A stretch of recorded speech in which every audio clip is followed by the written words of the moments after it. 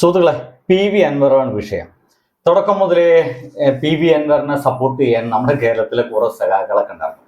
പിന്നീട് അങ്ങോട്ട് PV അൻവർ പറയുന്ന കാര്യങ്ങളെല്ലാം ഈ ഭരണത്തിന് ബാധിക്കുമോ, ഭരണം അല്ലെങ്കിൽ ഈ ഒരു ഗവൺമെന്റ് താഴെ വിടാൻ ബാധിക്കുമോ, പിണറായി വിജയനെതിരെയാണോ എന്ന തോന്നലുണ്ടായത് കൊണ്ട് മെല്ലെ മെല്ലെ പതുക്കെ PV അൻവറിനെ എതിർക്കുന്ന രീതിയിൽ നമ്മുടെ കേരളത്തിലെ സഖാക്കളൊക്കെ എത്തി എന്നുള്ള കാര്യം വളരെ വ്യക്തമായിട്ടുള്ള കാര്യമാണ്. നമുക്ക് PV അൻവറിന്റെ തുടക്കം മുതൽ ഒന്ന് അന്വേഷിക്കാം. എന്തിനാണ് PV അൻവർ ശ്രമിച്ചത്? ആർക്കെതിരെ പ്രവർത്തിക്കാനായിരുന്നു PV അൻവർ ശ്രമിച്ചത്? PV അൻവർ ചെയ്ത് ശരിയായിരുന്നു? നോക്കിക്കോളൂ, തുടക്കം മുതൽ PV അൻവറെ സപ്പോർട്ട് ചെയ്യുക എന്ന് പറഞ്ഞ പരിപാടിയായിരുന്നു കേരളത്തിൽ ഒട്ടുമിക്ക സഖാക്കളും ചെയ്തത്.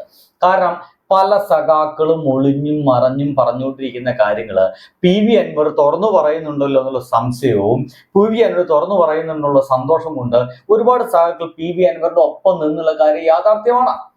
പിന്നീട് പോയി അവസാനം മുഖ്യമന്ത്രി അടക്കം എതിർക്കുന്നു തോന്നിക്കഴിഞ്ഞപ്പോൾ ഇനിയിപ്പോ പാർട്ടിയുടെ ഒപ്പം നിൽക്കുകയാണ് നല്ലത് എന്നുള്ള തോന്നലൊക്കെ ഉണ്ടായിട്ടുണ്ട്. സത്യത്തില് PV അൻവർ പറഞ്ഞതിൽ ചില ശരികളില്ലേ? നോക്കൂ, ഞാനിപ്പോൾ വായിക്കാൻ പോകുന്നത് ഒരു മനുഷ്യൻ എഴുതിയൊരു എഴുത്താണ്. എഴുതിയിരിക്കുന്ന ബഷീർ വള്ളിക്കുന്ന് എന്ന് പറയുന്ന മനുഷ്യനാണ്. ഇത് വായിച്ച സമയത്ത് എനിക്ക് തോന്നിപ്പോയത് ശരിയാണല്ലോ എന്നുള്ളതാണ്. നോക്കിക്കോളൂ, എന്തിനായിരുന്നു PV അൻവർ നിന്നത്? ഇപ്പൊ എന്തുകൊണ്ട് PV അൻവർ ഈ സഖാക്കൾ മുഴുവൻ ട്രോളുന്നു അല്ലെങ്കിൽ എതിർക്കുന്നു? നോക്കിക്കോളൂ, ഇനി അൻവറിന്റെ ഭാഗത്ത് നിന്ന് ചിന്തിച്ചു നോക്കൂ. എവിടെ നിന്നാണ് അദ്ദേഹം ഈ പോരാട്ടം തുടങ്ങിയത്? മറുനാടിൽ നിന്നാണ്.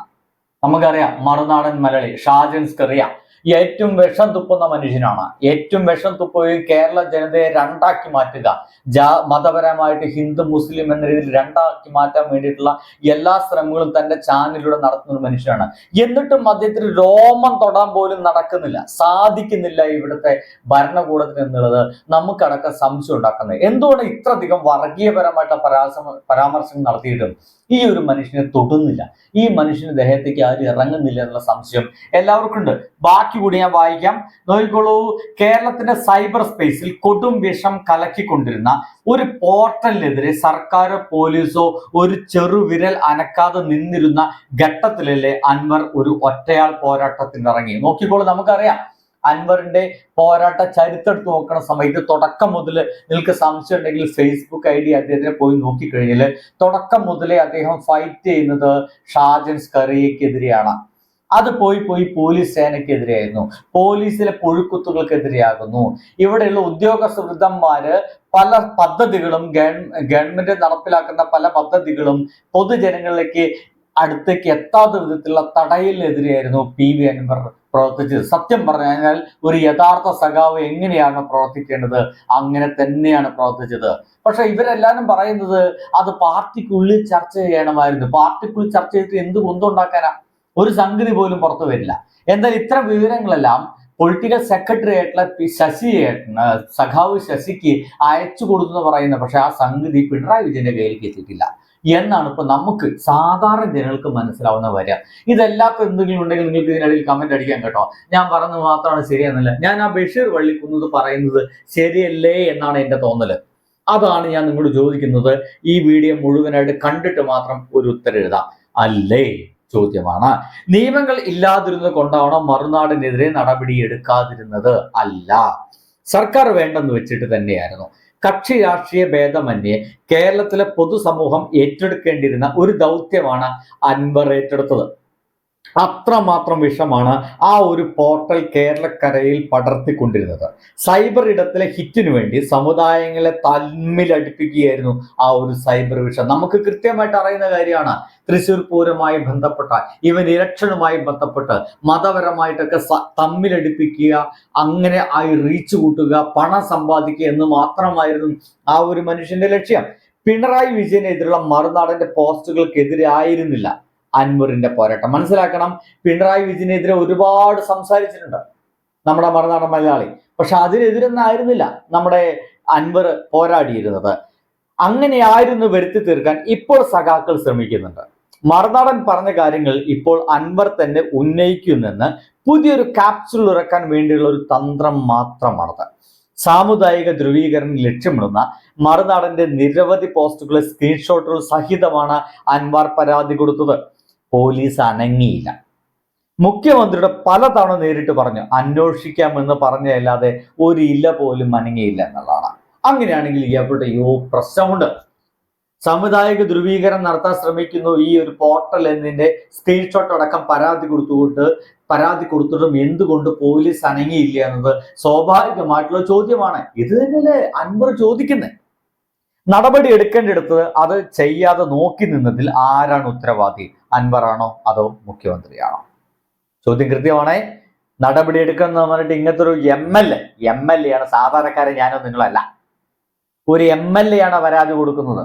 ആ എം എൽ എയുടെ പരാതി പോലും ഒരു വില കൽപ്പിക്കാതെ മാറ്റി നിർത്തപ്പെട്ടിട്ടുണ്ട് പോലീസ് സേനയിലെങ്കിൽ നമ്മളൊക്കെ ഇത്തരത്തിലൊരു പരാതി കൊടുത്തു കഴിഞ്ഞാൽ എന്താവും അവസ്ഥ?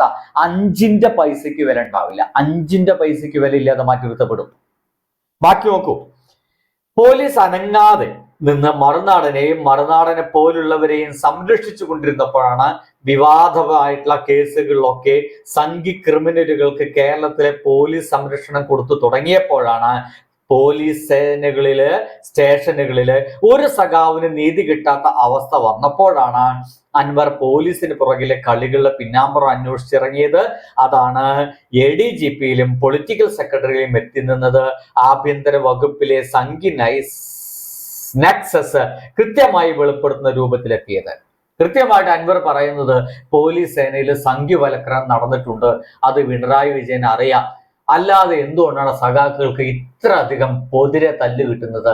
സഖാക്കള് ഇപ്പോൾ ഭരിച്ചുകൊണ്ടിരിക്കുന്ന ഗവൺമെന്റിന്റെ ഒപ്പം നിൽക്കുന്ന സഖാക്കൾ ഒരു പരാതി കൊടുത്തിട്ട് പോലും അതിന് കൃത്യമായിട്ടുള്ള ഒരു ഉത്തരം കിട്ടാത്തത് എന്തുകൊണ്ടെന്ന് അൻവർ ചോദിക്കുമ്പോൾ അതിന് നേരെ കൊഞ്ഞനും കുത്തിയിട്ട് കാര്യമുണ്ടോ എന്നാണ് എൻ്റെ ഒരു സ്വാഭാവികമായിട്ടുള്ള ചോദ്യം. ഉത്തരം പ്രതീക്ഷിക്കുന്നുണ്ട് കേട്ടോ. ഇതിന് താഴെ എന്നെ തല്ലാൻ വന്നു കഴിഞ്ഞാൽ എൻ്റെ പ്രിയ സുഹൃത്തിനെ ഞാൻ തല്ലുകൊള്ളുക എന്നല്ലാതെ എനിക്ക് വേറെ ഒന്നും ചെയ്യാൻ കഴിയില്ല. കാരണം എനിക്കൊന്നും തിരിച്ചുള്ള ആരോഗ്യമില്ല എന്ന് ഞാൻ ആദ്യമേ പറഞ്ഞേക്കാം. ഇതുള്ള കാര്യങ്ങൾ കേട്ടിട്ട് നിങ്ങൾക്ക് ഉത്തരം ഉണ്ടെങ്കിൽ ഇതിന് താഴത്ത് ഉത്തരം എഴുതാം. എന്തായാലും എന്നിട്ടും ഈ ഘട്ടത്തിലൊന്നും അൻവർ പാർട്ടി ലൈൻ ലംഘിച്ചിട്ടില്ല. മുഖ്യമന്ത്രിയും പാർട്ടിയും തള്ളിപ്പറയാതെ തന്നെയാണ് അയാൾ മുന്നോട്ട് നീങ്ങിയത്. ഒരു ഘട്ടത്തിലും മുഖ്യമന്ത്രിക്ക് നേരെ അദ്ദേഹം ഒരു വാക്ക് പറഞ്ഞിട്ടില്ല. ഈ സർക്കാരിന്റെ ഇമേജ് തകർക്കാൻ ശ്രമിക്കുന്നവർക്കെതിരെ നടപടിയെടുക്കണമെന്ന് വീണ്ടും വീണ്ടും അഭ്യർത്ഥിക്കുകയായിരുന്നു.